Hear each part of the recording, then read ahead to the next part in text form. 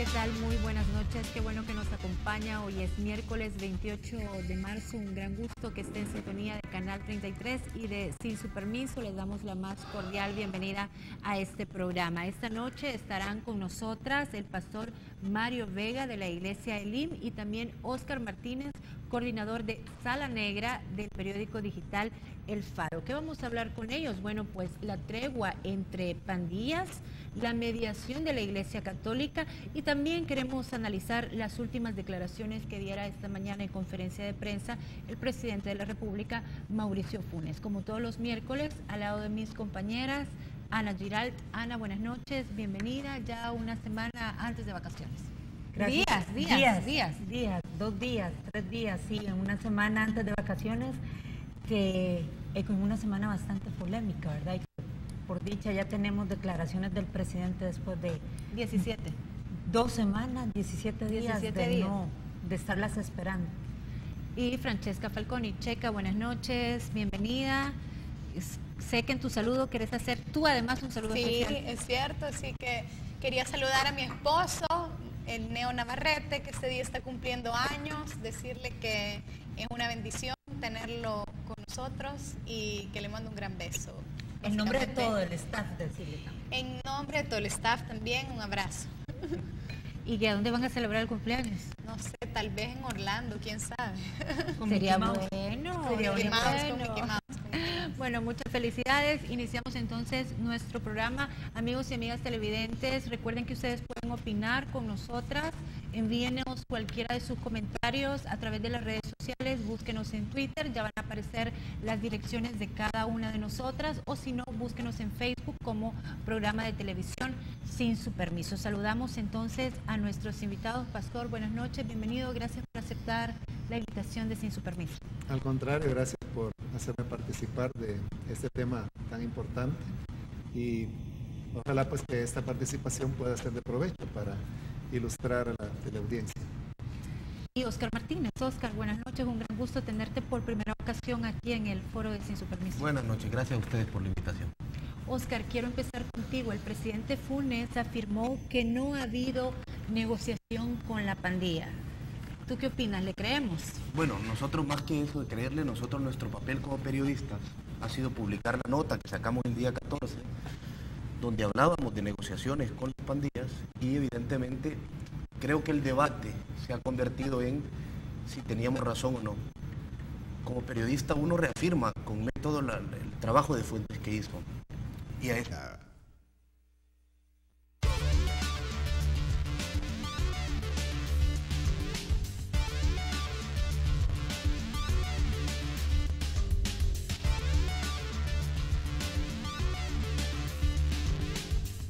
¿Qué tal? Muy buenas noches, qué bueno que nos acompaña. Hoy es miércoles 28 de marzo, un gran gusto que esté en sintonía de Canal 33 y de Sin Su Permiso. Les damos la más cordial bienvenida a este programa. Esta noche estarán con nosotras el pastor Mario Vega de la Iglesia Elim y también Óscar Martínez, coordinador de Sala Negra del periódico digital El Faro. ¿Qué vamos a hablar con ellos? Bueno, pues la tregua entre pandillas, la mediación de la Iglesia Católica y también queremos analizar las últimas declaraciones que diera esta mañana en conferencia de prensa el presidente de la República, Mauricio Funes. Como todos los miércoles, al lado de mis compañeras, Ana Giralt. Ana, buenas noches, bienvenida, ya una semana antes de vacaciones. Gracias. 2 días, 3 días, sí, en una semana antes de vacaciones, que con una semana bastante polémica, ¿verdad? Y que por dicha ya tenemos declaraciones del presidente después de 2 semanas, 17 días de estarlas esperando. Y Francesca Falconi. Checa, buenas noches, bienvenida. Sé que en tu saludo querés hacer tú además un saludo especial. Sí, es cierto, así que quería saludar a mi esposo, el Neo Navarrete, que este día está cumpliendo años, decirle que es una bendición tenerlo con nosotros y que le mando un gran beso. En nombre de todo el staff, decirle también. En nombre de todo el staff también, un abrazo. ¿Y a dónde van a celebrar el cumpleaños? No sé, tal vez en Orlando, quién sabe. Sería bueno. Sería Mickey Mouse, con Mickey Mouse. Bueno, muchas felicidades. Iniciamos entonces nuestro programa. Amigos y amigas televidentes, recuerden que ustedes pueden opinar con nosotras. Envíenos cualquiera de sus comentarios a través de las redes sociales, búsquenos en Twitter, ya van a aparecer las direcciones de cada una de nosotras, o si no, búsquenos en Facebook como programa de televisión Sin Su Permiso. Saludamos entonces a nuestros invitados. Pastor, buenas noches, bienvenido, gracias por aceptar la invitación de Sin Su Permiso. Al contrario, gracias por hacerme participar de este tema tan importante y ojalá pues que esta participación pueda ser de provecho para ilustrar a la teleaudiencia. Y Oscar Martínez. Oscar, buenas noches, un gran gusto tenerte por primera ocasión aquí en el foro de Sin Su Permiso. Buenas noches, gracias a ustedes por la invitación. Oscar, quiero empezar contigo. El presidente Funes afirmó que no ha habido negociación con la pandilla. ¿Tú qué opinas? ¿Le creemos? Bueno, nosotros más que eso de creerle, nosotros nuestro papel como periodistas ha sido publicar la nota que sacamos el día 14, donde hablábamos de negociaciones con las pandillas y evidentemente creo que el debate se ha convertido en si teníamos razón o no.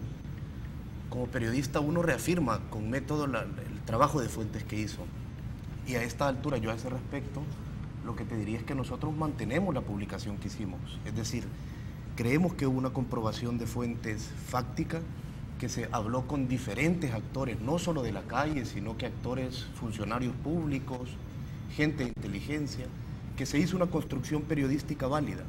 Y respecto a eso, bueno, y lo publicamos, ¿no? Nosotros no podemos pretender aparecer ahora diciendo que lo que publicamos es falso.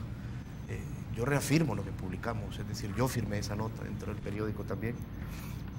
Y creemos que la reacción normal o natural del gobierno es negar o no querer compartirnos ciertas cosas que no les parece conveniente compartir. Eso no nos parece que haya sido una reacción que nos haya sorprendido, ni cuando el ministro empezó con este proceso de entregarnos ciertas versiones, ni ahora que el presidente reafirma lo que su ministro dice. Es decir, no nos parece que esto sea una reacción extraña de parte del gobierno.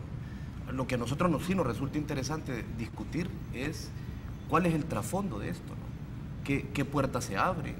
¿Qué preguntas se abren? Que como periodista es gran parte de nuestra labor principal, ¿no? ¿Qué preguntas se abren ante este escenario que ahora está viviendo el país? Pero ¿por qué crees tú, Oscar, que en eso se ha centrado la nota? Porque si nosotros revisamos los principales portales de internet y vemos los noticieros, lo que la prensa ha consignado como uno de los titulares es: el presidente Funes dice que no hubo negociación. Esa es la noticia. Vale, yo creo que es una manera inteligente de desviar el tema. Creo que es una manera polémica de desviar el tema y las maneras polémicas son inteligentes porque desvían la atención. Creo que es una manera insana de desviar el tema, es decir, uno como periodista lo que puede esperar es entregar un material y que la gente decida si le cree o no a uno, es decir, a diferencia de los funcionarios, nosotros lo que tenemos lo publicamos, ¿no? Lo sacamos, ustedes al aire, nosotros lo ponemos en página, pero lo que nosotros sabemos lo publicamos y lo escribimos. ¿Quiénes son nuestras fuentes? Lo escribimos. ¿Hasta dónde podemos contar quiénes son nuestras fuentes? Más allá no por razones evidentes de seguridad. No quiero parecer funcionario diciendo esto, pero hay razones evidentes de seguridad por las que alguna fuente no se puede develar su nombre. Más allá de eso, los lectores son quienes tienen que juzgar si creen en la publicación, si creen en el prestigio del medio, etc. Ahora, creo que es una manera, te repito, lógica de desviar el tema, pero no me parece que sea en este momento lo que se tenga que estar debatiendo, ¿no? Pero yo coincido con Oscar, Pastor, y me gustaría también su opinión. Más allá de que el presidente diga no hubo negociación, el presidente también dijo cosas interesantes.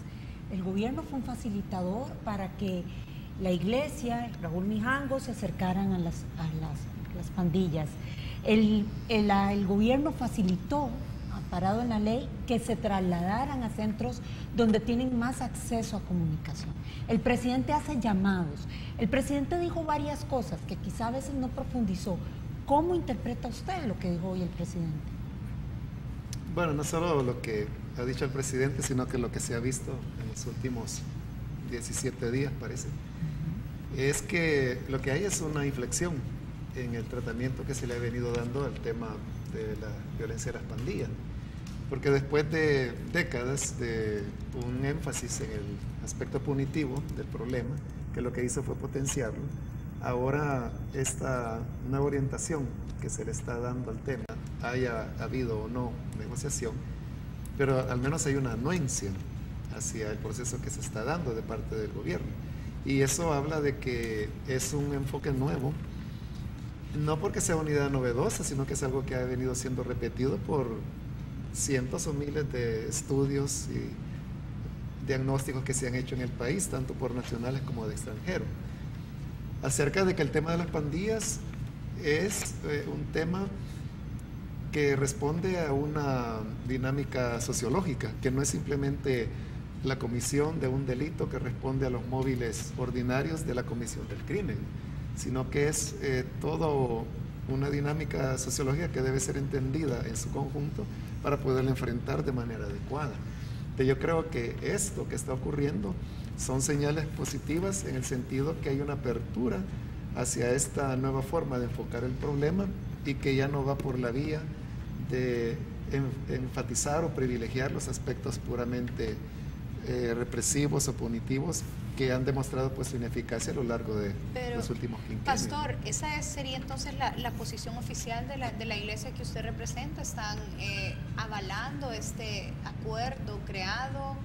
¿Cuál sería la posición oficial de ustedes como iglesia? Yo creo que lo que hay es un diálogo y obviamente, como dije, hay una anuencia de las autoridades porque hay un traslado de los reos, hay también una facilitación para que los que están mediando en el diálogo puedan ingresar a lugares donde no cualquiera puede ingresar, sino con una autorización. Entiendo que hubo traslado de reos para que se pudieran hacer las pláticas, los diálogos. Entonces todo eso necesita de una anuencia.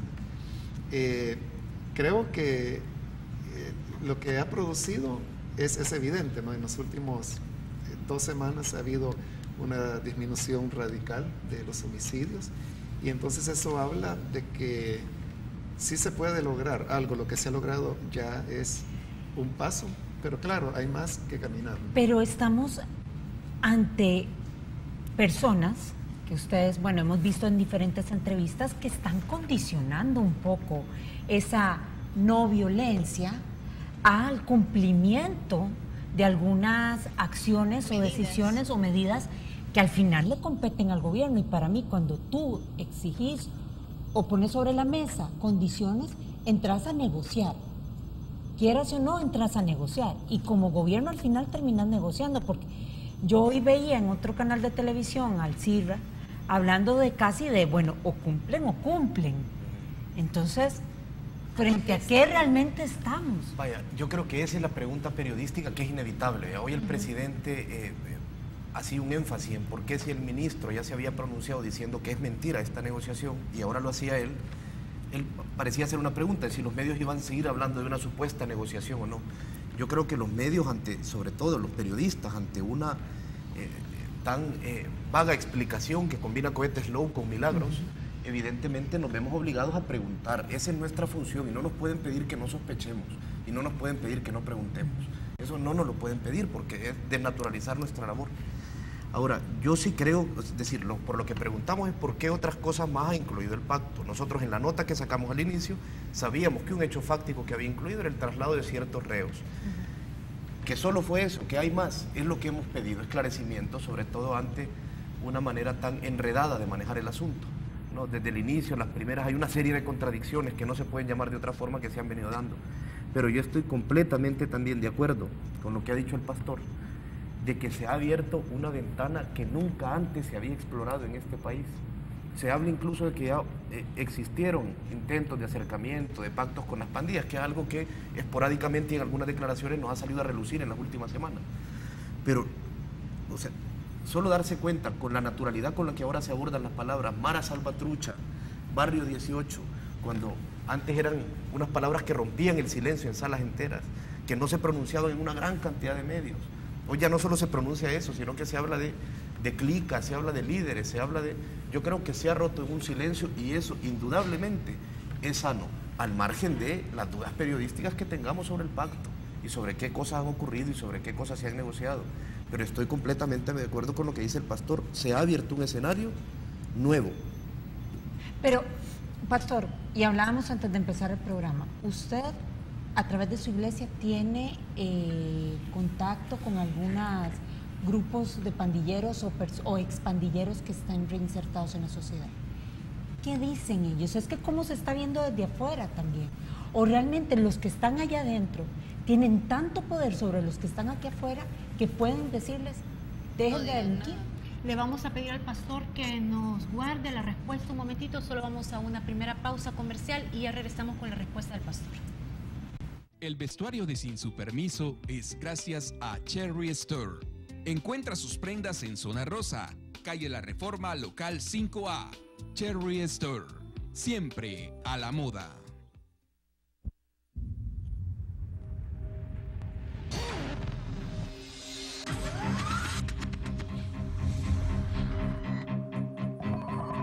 El inicio de una estrategia financiera desde los negocios y la actividad económica hacia toda Centroamérica. El Economista Regional, una revista especializada donde encuentras el panorama empresarial y los principales movimientos financieros. El Economista, el modelo regional de información económica. Canal 33. Disfruta cada día. Canal 33. La televisión salvadoreña. Acércate, acércate, acércate a tu país. Pueblos vivos para compartir. Te vas a impresionar. Ropas que se pintan del añil. Te van a cautivar. Gente que te hace sonreír. Los sabores para repetir. Acércate a tu país. Acércate, acércate. Acércate a tu país, El Salvador. Tus pueblos vivos esperan por ti.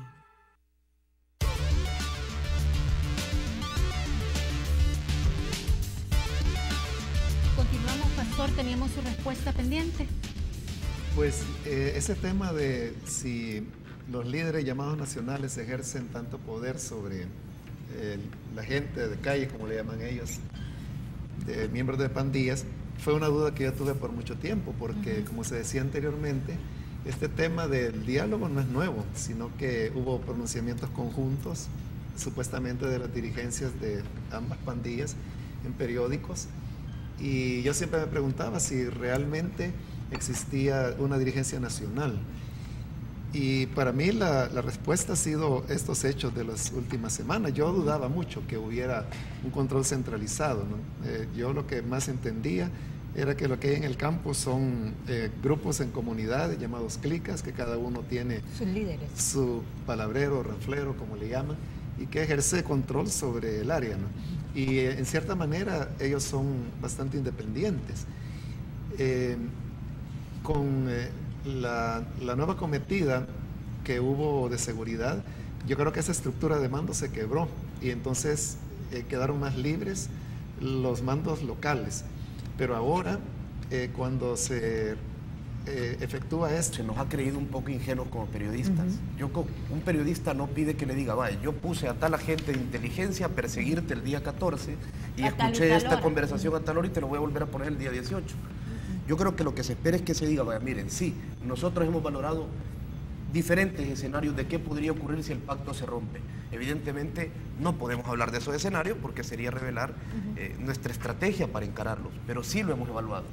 Claro, es un nivel de franqueza diferente donde se puede generar una confianza en la población y la población decir, bueno, estoy ante gente que me está diciendo que ha evaluado una situación. No le estamos pidiendo que nos devele la estrategia de inteligencia y seguimiento y no es a ese nivel que se pregunta, es a un nivel de tener la mayor cantidad de garantías para poder saber en qué uno se está metiendo. Carlos, pero a partir de toda la Oscar, a partir de toda la información... Siempre nos confunden. Sí. A partir de toda la información que ustedes han tenido en el medio, ¿tú valoras que atrás de todo esto, cómo se le puede llamar si no ha sido una negociación? Porque de repente te dicen, y si es información que se ha revelado, bueno, ellos van a bajar y hay un compromiso de bajar el nivel de asesinatos entre las pandillas. pero no se comprometen a bajar el tema del narcomenudeo y el tema de las extorsiones. Entonces, ¿frente a qué estamos? Mira, hoy se hacía esa pregunta y es paradójico. A mí me alegra el cambio de mensaje que hay respecto a los pandilleros y al valor que pueden tener como parte de la sociedad. Sobre todo cuando hace unos meses el presidente Funes se expresaba de, bueno, pero si los que están muriendo son pandilleros, no, la mayor parte de los que mueren son pandilleros. Ahora resulta que el que se haya reducido la muerte de pandilleros es importante. Yo creo que eso es un cambio positivo, ¿no? Dejar de considerar muertos vivientes a cierto sector de la población, que es algo que no creemos, no creo que sea la solución a hacerlo. Yo creo que es contraproducente que si se habla de pacto de negociación, y que me preguntas esto, se interpreta como que hablar de negociación es, con nombrarlo se emite un juicio. Hablar de algo es hablar de algo, ponerlo sobre la mesa, pedir claridad. Decir que el gobierno no negoció no es decir que hizo una mala negociación o que está mal que lo haya hecho. Es contar un hecho fáctico. Si esto está mal o bien es algo que hay que evaluar.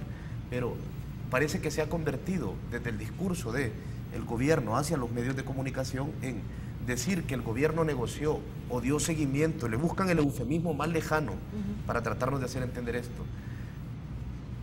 Implica directamente o conlleva una crítica a que lo hayan hecho, cuando no es así.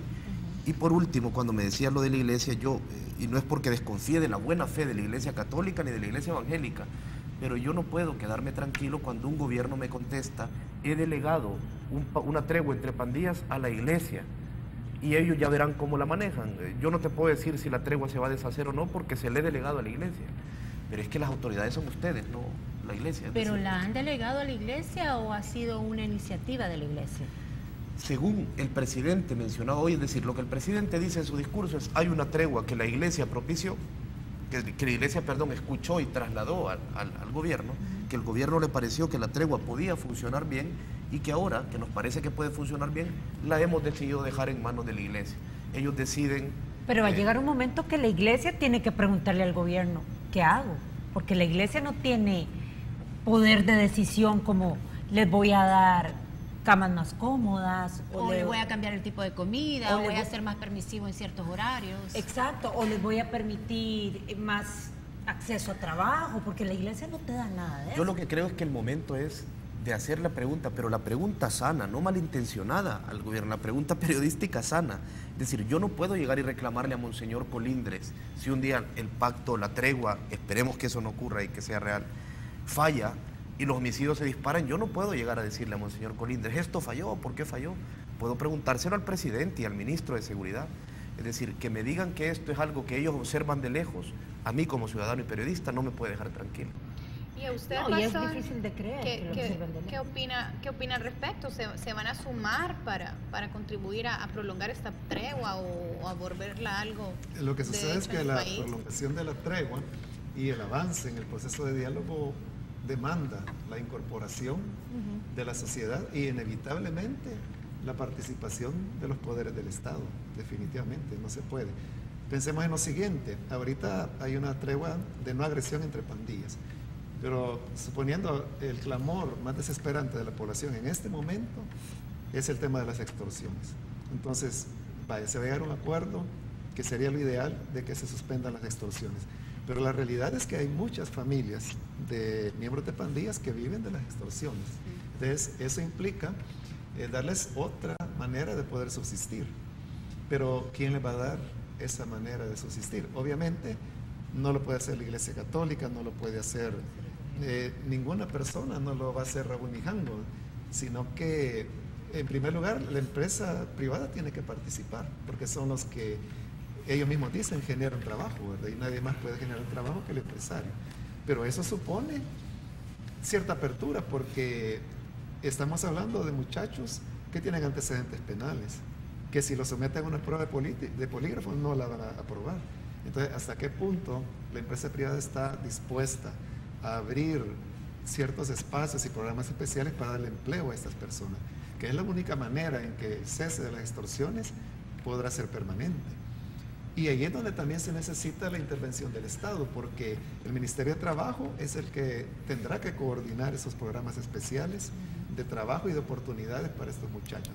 Por otro lado, el Ministerio de Salud, por ejemplo, tiene que hacer extensivos planes de atención psicológica, psiquiátrica, para que la inserción de estos muchachos sea verdaderamente efectiva. El problema no se resuelve con decirle, mire, aquí hay un problema, o mire, el MOP le va a dar oportunidad que esté parado con una bandera, deteniendo el tráfico. Él necesita un tratamiento psicológico, psiquiátrico, que le permita insertarse, manejar el conflicto, manejar su agresividad. Se necesita que el Ministerio de Educación tenga programas especiales de alfabetización, de educación para estos muchachos. Entonces, la participación del Estado es fundamental. Pastor, y ante ese análisis, y te la pregunto también a vos, Oscar, ¿ven sostenible todo esto que estamos viviendo? ¿O es algo que se nos puede salir de las manos? Yo lo veo sostenible si existe la participación de todos los sectores de la sociedad. Y ahí la Asamblea Legislativa tiene un papel importante, porque yo creo que las grandes inversiones que se hacen en el aspecto represivo, en mantener el ejército en la calle, en tareas de seguridad pública, se reorienten precisamente para todos estos programas del Ministerio de Salud, del Ministerio de Educación, que harán posible que el tema de las extorsiones sea verdaderamente sostenible en el tiempo. Entonces depende de que toda la sociedad se involucre en el esfuerzo. Preguntan acá, Cavernícola, desde el Twitter, que si darle voz, micrófono y cámaras, como se está haciendo actualmente a las maras, en el futuro no puede salir mucho más caro de lo que estamos pensando. Le vamos a pedir a Oscar que nos responda después de esta pausa comercial. Ya volvemos.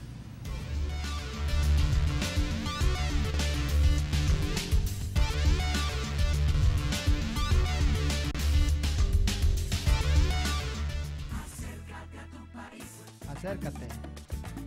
Gente única. Sitios imperdibles. Sabores inolvidables. Lugares que invitan a quedarse. Calor humano. Diversión interminable. Acércate a tu país, El Salvador. Tus pueblos vivos esperan por ti.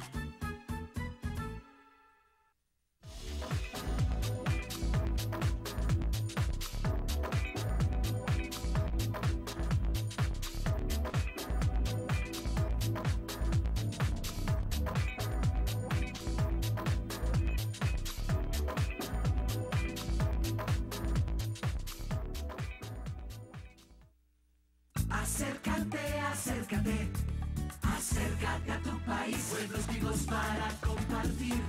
Te vas a impresionar, ropas que se pintan del añil, te van a cautivar, gente que te hace sonreír. Los sabores para repetir. Acércate a tu país, acércate. Acércate a tu país, El Salvador. Tus pueblos vivos esperan por ti.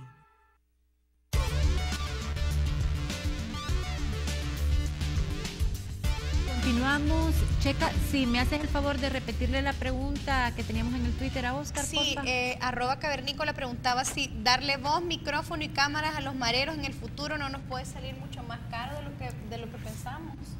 No estoy convencido de eso. Yo creo que en todo caso quienes más riesgo corren al poner la cara son ellos mismos, ¿no? Ante unas organizaciones tan complicadas como las pandillas, son ellos quienes tendrán que estar haciendo su lógica de balanza. Yo lo que creo que nos lleva a que esto pueda correr riesgo es que el gobierno no asuma una postura sincera de dar respuestas y siga diciendo yo voy por este carril como si son dos carriles de tren, por este carril camino yo acompañando y por este independientemente avanza la negociación. Porque yo creo que sí hay preguntas interesantes que hacer como las que planteaba el pastor y no solo preguntas al gobierno sino también a las pandillas, pero no que tiene que responder el CIRRA o el Diablito o el viejo Link, que tiene que responder el gobierno, como por ejemplo si ellos han pensado en un proceso de desarmamentización de las pandillas. Si hay un pacto sería interesante saber qué va a pasar con todas esas armas que que están en manos de las clicas. Si por ejemplo esto ha incluido las conversaciones en algún momento o en qué momento incluyen que se deje de brincar nuevos miembros a las pandillas. Es decir, pero yo no espero irle a preguntar esto al CIRRA a la cárcel, yo espero preguntárselo al gobierno. Es decir, el CIRRA no tiene por qué contestarme. Quien tiene que contestarme de si esto le parece válido, de si esto lo ha pensado, de si esto no lo ha pensado es el gobierno. Y yo creo que la actitud de decir yo me lavo las manos y esto es algo que yo de lo que me entero eventualmente, pero que no conozco a plenitud, no es una actitud responsable. Pero y si no es una actitud, Oscar, sino que es una decisión estratégica por si el día de mañana no le salen bien las cosas, no hay a quien culpar, sino que el blanco de acusación en todo caso sería la Iglesia Católica, y como es muy difícil acusar a la Iglesia Católica porque obviamente lo está haciendo con toda la buena voluntad y porque el objetivo de la Iglesia Católica es salvar almas y lo está haciendo con un acto de humanidad que todos vemos positivo, si a la Iglesia le sale mal, obviamente nadie va a culpar a la Iglesia, va a decir, bueno, ni modo, ellos hicieron su esfuerzo, pero puede ser que sea algo muy bien analizado y decir, nosotros no nos involucramos en este tema. Puede ser, a mí me parecería un cálculo ingenuo de parte del gobierno, es decir, un cálculo en el que pensarían que la población es más ingenua de la que yo creo, de lo que creen, donde creen que si esto fracasa, toda la población voltearíamos a ver a la Iglesia Católica. Yo creo que evidentemente no, voltearíamos a ver al gobierno, y si hay involucrados no le preguntaríamos, alguna gente le preguntaría ¿por qué no te involucraste más? Otra gente le preguntaría ¿por qué tus mensajes no fueron directos? Y dijiste, yo pido este apoyo directo a estas gremiales para que me ayuden en esta negociación de la que yo soy parte. ¿O porque dejaste que la Iglesia hablara por vos? Decir, sí, yo creo que sería un cálculo ingenuo de parte del gobierno, si eso es lo que preguntamos hace un momento, hace un par de horas en las redes sociales, el presidente Funes asegura que no hubo negociación con las pandillas. ¿Usted qué opina? Armando Martínez nos dice, yo opino que si él dice eso, él sabrá. Pero está bien, lo malo que ha hecho es no salir en la televisión hablando sobre este tema. Es un poco el espíritu de lo que decía Carlos, de lo que decía Oscar, perdón, que no es trasladar toda la información que se está generando. Pablo José Aquino Osorio dice que así es, ¿por qué no creerle? Hoy que estamos sin muertos, eso es un logro que se debería celebrar. Obed Jiménez dice, mi humilde opinión es que más fácil hubiera sido creerle si esta conferencia de prensa la hubiera dado hace unos 10 días.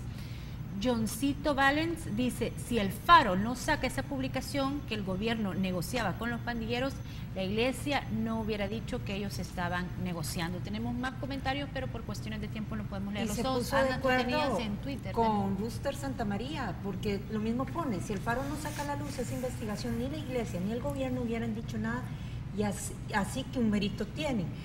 También dice Mario Res, síntomas de salvadoreñitis. El problema es de nosotros los salvadoreños y no del Salvador, somos brutos. No sé si él se considera bruto, no creo que los que estemos aquí seamos brutos o los que nos están viendo. Además dice Luis Velasco, yo creí más inteligente al presidente de mi país, él cree que el pueblo todavía se chupa el dedo. Y Dap Monte dice, la verdad que Funes no dijo nada nuevo. Tenemos también unas declaraciones que dijera el presidente Funes ahora por la mañana. Dijo, los pandilleros tienen derecho a trabajar, tienen derecho a educación, tienen derecho a salud. Hasta ahorita el Estado y la sociedad solo le ha garantizado a un pequeño grupo de la población. En el fondo lo que estoy planteando es que hagamos un cambio de modelo económico y social. Los pandilleros tienen derecho a trabajar, tienen derecho a educación, tienen derecho a la salud. Pastor, ¿no es incongruente beneficiarlos con estos derechos si siguen con otros actos ilícitos como el narcomenudeo o siguen con el tema de las extorsiones? Lo que sucede es que es inversa la situación, porque no tuvieron oportunidades de atención médica y educativas, es que se produce la expresión violenta y surgen las pandillas. Entonces no es que ahora que ellos son pandilleros, si tienen o no derecho a educación, es porque no tuvieron esos derechos que se convirtieron en pandilleros. Entonces los programas de prevención se originan precisamente en que puedan gozar de todos los derechos que todas las personas tienen, para que no... Pero justo que ellos, que han delinquido de una manera bárbara, estén en esa posición de, en cierta forma, de exigir y de condicionar, de poner actitudes delincuenciales a cambio de condiciones, ¿es justo para la población? Yo creo que depende qué es lo que pidan, porque en las entrevistas que han dado algunos de estos dirigentes, por ejemplo, lo que piden es que en los procedimientos de capturas se respeten los derechos humanos. Yo creo que eso es totalmente válido, o sea, no están pidiendo nada del otro mundo, o que haya condiciones humanas dentro de las cárceles. O sea, ellos no están diciendo déjenos en libertad, y no están diciendo denos de comer gratis. Simplemente están pidiendo lo que en sus condiciones de privación son derechos que la misma ley les reconoce y que no se los está dando. Pastor, entonces, ¿usted cree que realmente ha habido una conversión por parte de los líderes de pandillas que ha llevado a aquellos den la orden para que ya no se maten entre ellos? Lo que ocurre es que ahí en el tema de conversión se entra en una cuestión semántica. Yo lo que pensaría es que lo que ha habido es una reflexión que conlleva un peligro, y es que los que están reflexionando son los que las pandillas llaman viejos. Para ellos viejos es una persona de 30 años, ¿no? Que sí, se considera, es joven, ¿verdad? Pero para ellos le llaman viejo. Pero el problema es que estos viejos, detrás de ellos vienen los hipotes o los bichos, como le llaman ellos, que son jovencitos de 13, 14 años, que porque no han tenido todos los sufrimientos y las experiencias de los viejos, ellos pueden estar disconformes con la orden de calmarse que ha dado las dirigencias nacionales. Entonces el peligro que eso conlleva es que estos más jovencitos, porque se envalentonan mucho y quieren demostrar su agresividad, quieren demostrar que ya son hombrecitos, entonces ellos pueden desatar nuevas expresiones de violencia e incluso romper con la dirigencia de los viejos y repetirse el ciclo de violencia. Entonces ahí viene otro tema importante, y es que hay que trabajar el aspecto de prevención, porque lo que yo hablé anteriormente, estoy hablando de inserción, pero la cosa es que esto va a ser de nunca terminar, siempre van a haber nuevas generaciones queriendo ingresar en pandillas, si no se resuelven los factores de riesgo que provocan y animan a los muchachos a ingresar a las pandillas. Entonces, pero la prevención tiene que ser más sincera, más amplia y asignar más recursos. Por eso yo hablaba que la Asamblea Legislativa, que legalmente es la que tiene que reorientar el presupuesto de la nación, si este es un tema que es el que más preocupa a la ciudadanía, debería dársele prioridad y entonces asignar los fondos para trabajar en programas de prevención serios que eviten que el ciclo vaya a repetirse en muchachos más jóvenes. Estamos recibiendo una buena cantidad de comentarios y quisiera aprovechar para leer algunos. Luis Aceituno dice: no, Funes no puede ser más mentiroso, sí hubo negociación. Ricardo Melgar dice: yo en lo personal sí creo que hubo negociación de parte del gobierno con las pandillas.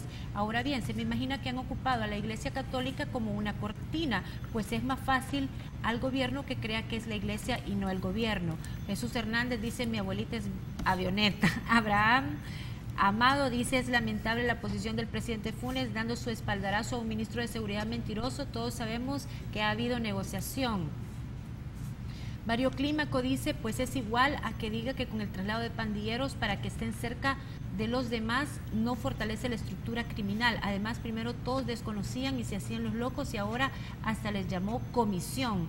Hernani Rodríguez Ramos dice: tanto él como los mismos dirigentes de las pandillas lo niegan, los mediadores también, solo un medio de comunicación lo asegura.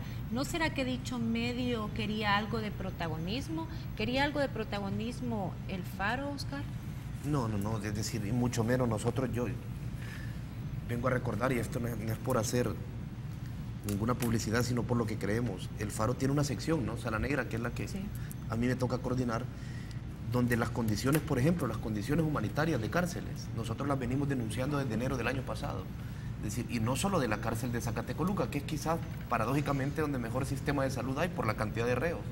Quizás psicológicamente hay más problemas en estar en un esquema de encierro tan grave.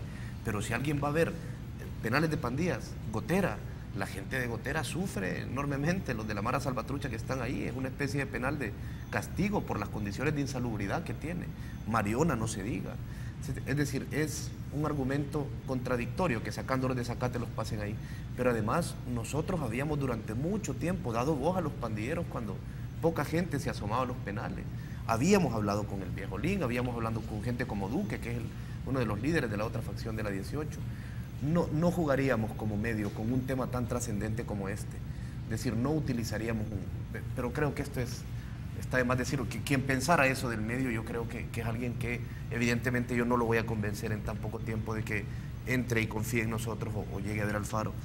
Yo creo que es más por la línea de lo que el pastor mencionaba, por donde ve el debate, es decir, qué cosas se modifican, o sea, qué cosas hay que ofrecer, qué cosas se pueden dar, en qué cosas hay que reparar, lo que él decía respecto a cómo la calle puede comportarse. Es un punto muy importante, yo creo que hay que retomar, ¿no? Toda esta nueva generación que pueda venir. Los puntos, ya que se ha abierto el debate, la violación porque parece que esto es un condicionamiento, ¿no? Si bajan los homicidios, te respeto tus derechos humanos, si no bajan, te los violo. Es decir, un Estado no puede ofrecer esto en las cárceles, es decir, no podés violarle los derechos humanos a nadie, en las cárceles ni en ningún lado. Tu obligación es respetar los derechos y hacerlos valer. Pero ¿cómo el reo te puede decir también a ti gobierno, a ti negociador iglesia, bueno, yo desde la cárcel voy a bajar los homicidios, pero voy a mantener las extorsiones? Y aún así te voy a hacer solicitudes. Sí, esas siguen siendo puntos oscuros o grises de una negociación que no se nos ha terminado de contar. Entonces, al respecto, yo lo que podría hacer es valoraciones, pero no tengo la respuesta. ¿Por qué qué han pensado? ¿Cuál es el proceso paulatino para desaparecer los otros? ¿Qué otro punto oscuro, qué otro punto gris ves tú, Oscar, en esta negociación, llamémoslo? Yo creo que cuál es el conocimiento exacto que ellos tenían cuando crearon, por ejemplo, esta estrategia, si esto era parte de la estrategia del ministro desde el inicio, por ejemplo. Es decir, ¿qué otras garantías ha dado la pandilla? A mí me cuesta mucho creer que los líderes pandilleros son personas inteligentes. Y yo creo que ellos han tenido que pedir algunas garantías más para que esto se cumpla. No necesariamente hablo de garantías beneficios necesariamente, sino algunas garantías que les hagan pensar que esto es un proceso serio. Esas garantías las tiene que conocer el gobierno. Yo creo que hay una cantidad de puntos grises. ¿Cuál fue el papel mediador? Yo no tengo ninguna duda de que hay un papel mediador de la iglesia y de Raúl Mijango, hasta dónde llegó y hasta dónde el Estado tuvo otro papel. ¿Qué otras garantías? A mí me interesaría más ver de cara al futuro, qué otras etapas se imaginan que vienen, ¿no? Es decir, ¿cuál va a ser? Hoy hubo un llamamiento del presidente a hacer una unidad nacional alrededor de este tema. Vaya, ¿cuál es la operativización de esa unidad nacional? Unidad nacional son dos palabras que terminan siendo vacías, ¿no? Que se pronuncian en una gran cantidad de discursos públicos. Esa unidad nacional, ¿cómo se operativiza? El gobierno le va a pedir a quién que haga qué, y se lo va a pedir con qué ahínco. Le va a solicitar a quién que ayude de qué forma, y que ayude dónde y a qué sectores. Esa es la pregunta que yo creo que hay que contestar ahora, ¿no? Pero entonces tú no crees en el milagro de la conversión. No, yo no creo en milagros, no es mi naturaleza, soy periodista, no creo en milagros. Yo creo en procesos y creo en hechos y creo en responsabilidades. Y por lo tanto a mí lo que más me hace confiar es aquello que me lleve más a comprender, y para entender yo tengo que acercarme lo más que pueda a un punto de concreción. Es decir, acuerdo nacional, no entiendo qué es un acuerdo nacional. Si me lo desglosás, tal vez lo logro entender de otra manera. Pero los milagros existen, ¿o no? Exacto. Vamos a ver que nos lo responda después de esta última pausa, ya volvemos.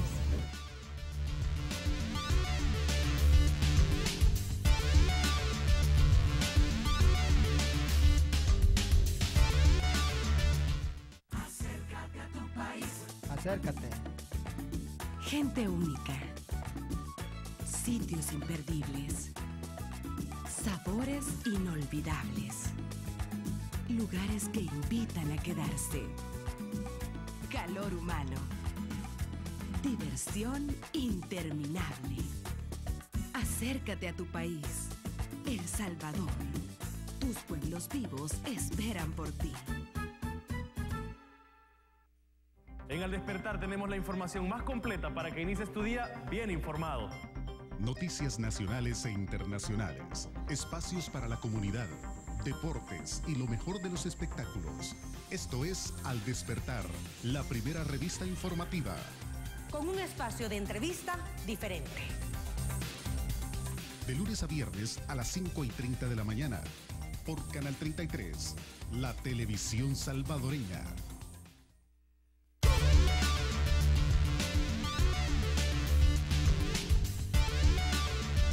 Regresamos, Pastor. ¿Estamos frente a un milagro o no? Bueno, yo sí creo en milagros, pero yo creo que lo que está ocurriendo... Porque si usted ya no cree en milagros, entonces, ¿qué hacemos? Pero creo que lo que está ocurriendo no es un milagro, sino que es un proceso.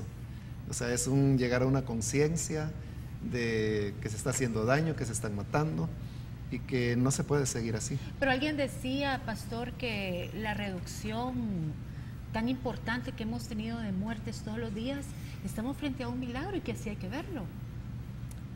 Bueno, después de tantos años de índices tan elevados de homicidios, uno puede ver como un milagro esta reducción, aunque allí se puede ver las violencias que existen dentro del país, porque si ha cesado la violencia de pandillas, todavía continúan habiendo 5 asesinatos diarios en el país, en promedio.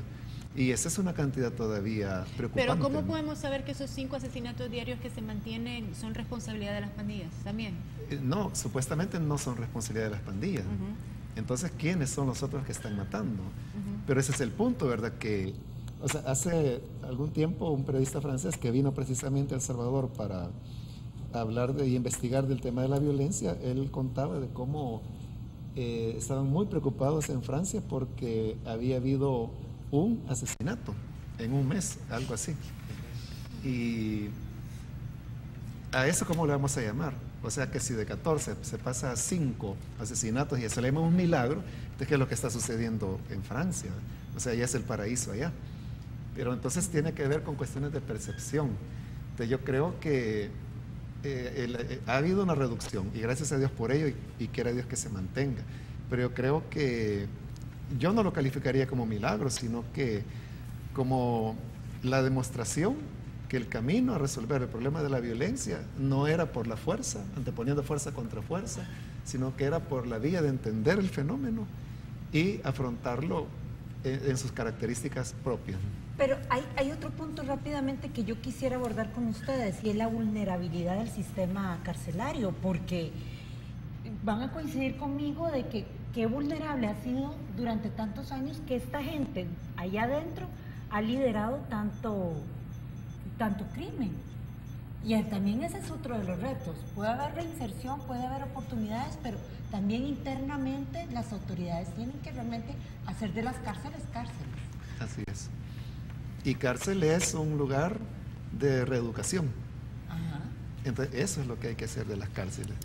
Y las personas que tienen condenas, ellos han dicho claramente que no están pidiendo indultos.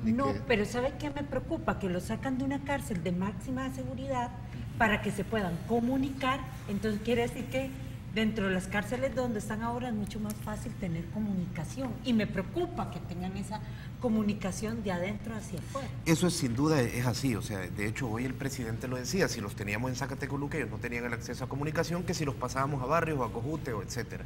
Él admite que la razón de pasarlo es esa, porque la razón no puede ser humanitaria, las condiciones en las otras cárceles no son humanitarias. Bueno, y entonces los mueven, Oscar, de esas prisiones de máxima seguridad a las otras para que ellos se puedan comunicar un acuerdo en el y que el puedan gobierno hablarle sí. a las personas que están abajo de ellos y decirles, bueno, detengan ya eso. Sí, sin duda. De hecho, uno de los personajes del material que inicialmente sacamos el 14 es un palabrero que recibe la llamada de Ciudad Barrio donde le piden esto. Pero también pueden recibir la llamada de que reactiven porque esto se cayó. Claro, eso es una responsabilidad que el gobierno puede asumir. Yo digo, esperemos que eso no ocurra, pero el gobierno tiene que asumir que él sabía esto. Ahora, yo quiero llevar a colación la situación de los penales.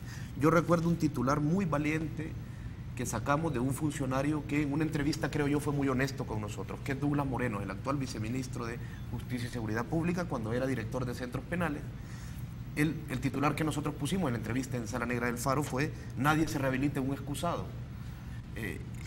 Y él llamaba, el director de centros penales decía, las cárceles son un excusado, es decir, no hay ninguna condición para que nadie tenga una vida digna. Y no hablamos solo de cárceles de pandillas, hablamos de Apanteo, de Mariona, del Penalón, lo que quieran. Las cárceles han sido el lugar donde por antonomasia el Estado debería de tener no solo control, sino capacidades de enrumbar las actitudes de las personas.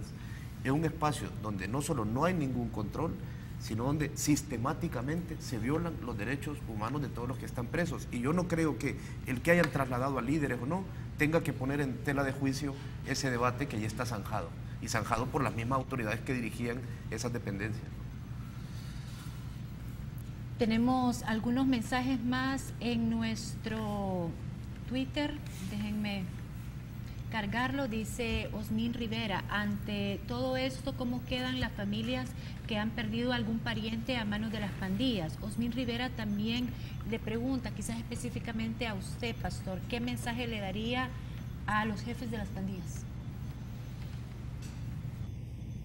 Bueno, no sé si me van a escuchar, pero pienso que continúen en ese proceso de reflexión, que el camino no será fácil, que hay que tener mucha paciencia. El problema con las pandillas es que ellos no tienen paciencia, pero estos procesos no se pueden dar con la rapidez que todos quisiéramos, sino que, y porque estamos hablando de cosas, ya pasamos al tema de las cárceles, estamos hablando de inversiones millonarias que se tienen que hacer en el país. ¿Dónde están esos recursos? ¿Se está dispuesto a sacrificar otros rubros del presupuesto nacional para enfocarlos en estos temas?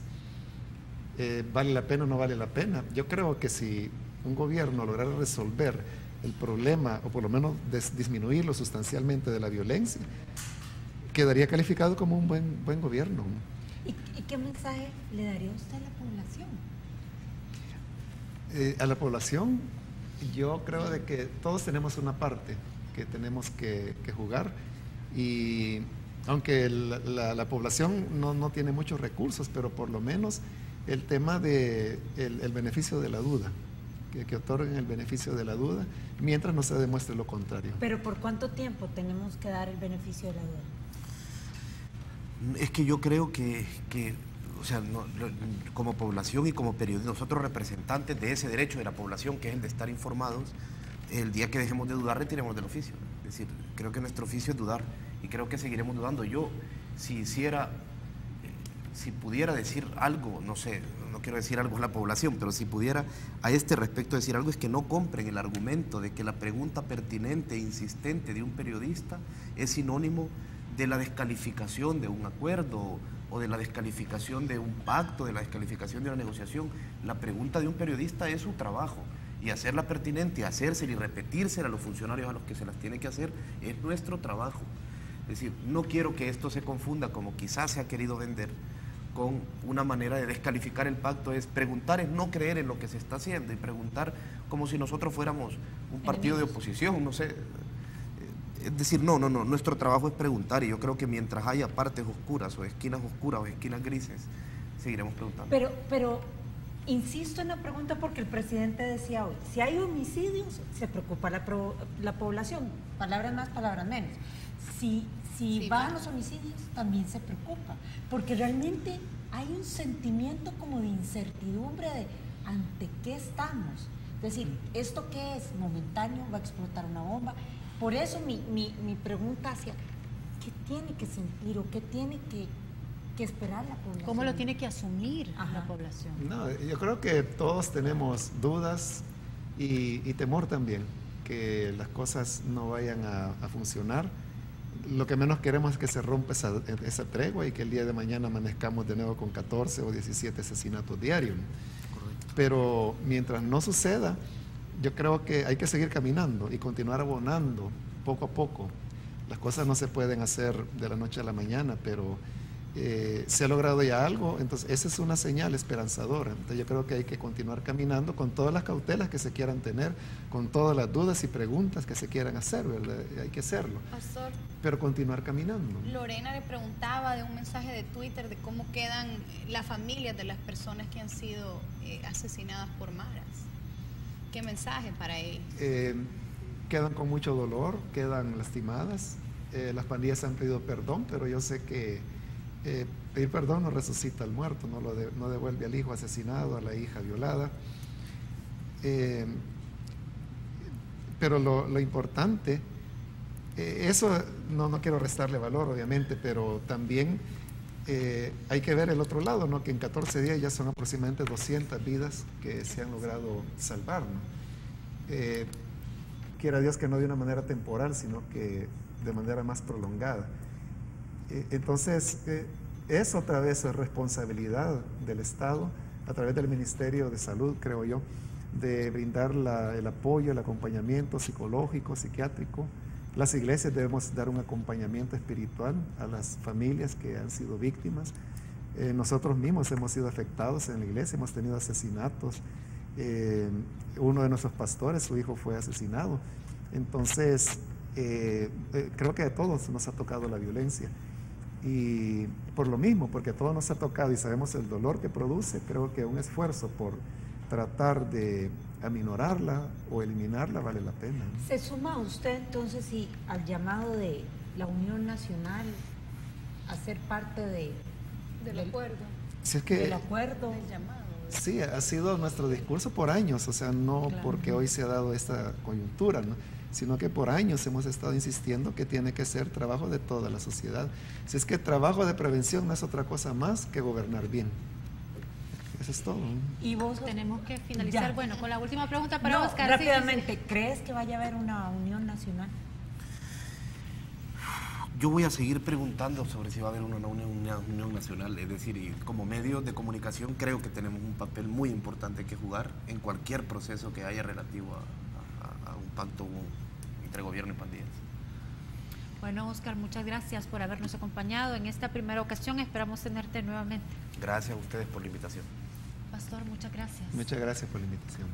Ana, buenas noches, muchas gracias. Feliz viaje, sé que te vas de vacaciones. Sí, gracias Vamos a tener un programa pregrabado el próximo sumamente miércoles. Interesante. Muy interesante. Y polémico. Desde ya les invitamos a que no se lo pierdan. Vamos a hablar sobre la despenalización del aborto. Lo grabamos hace algunas horas y de verdad que muy, muy interesante. Checa, buenas noches, muchas gracias. Buenas noches, Lorena. Buenas noches, amigos y amigas televidentes. Que descansen, que la pasen bien. Cuídense mucho en vacaciones. Nos vemos la próxima semana.